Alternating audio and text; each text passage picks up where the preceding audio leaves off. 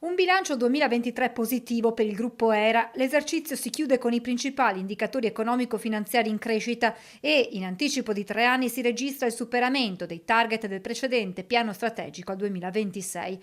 E allora ecco alcuni numeri. Margine operativo lordo aggiustato a 1.494,7 milioni di euro con un più 15,4%.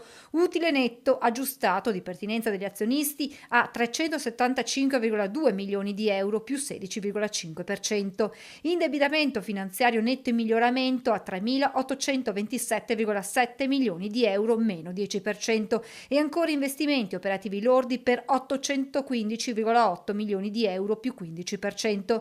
Tenendo conto dei risultati raggiunti, il CDA ha deciso di proporre all'Assemblea dei soci la distribuzione di un dividendo di 14 centesimi per azione in rialzo di 1,5 centesimi rispetto all'ultimo dividendo pagato. Un quadro complessivo che ha consentito alla multi-utility di proseguire il percorso di crescita industriale, incrementando gli investimenti, cogliendo con successo le opportunità di mercato e continuando a generare valore a beneficio di tutti gli stakeholder. Nel panorama positivo di ERA si inseriscono i risultati e le attività della controllata commerciale East Energy, attiva nella fornitura di energia elettrica, gas naturale, soluzioni per il risparmio energetico, il fotovoltaico e la mobilità elettrica. In linea con i risultati del gruppo, la SPA ha chiuso positivamente l'esercizio 2023 con un margine operativo lordo al 31/12/2023 di 65,4 milioni più 12% rispetto al 2022 e con investimenti lordi che hanno superato i 22 milioni di euro con un più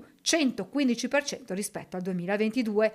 Incrementato anche il numero dei clienti che supera il milione di contrattualizzazioni, così come aumenta il numero di impianti fotovoltaici e soluzioni.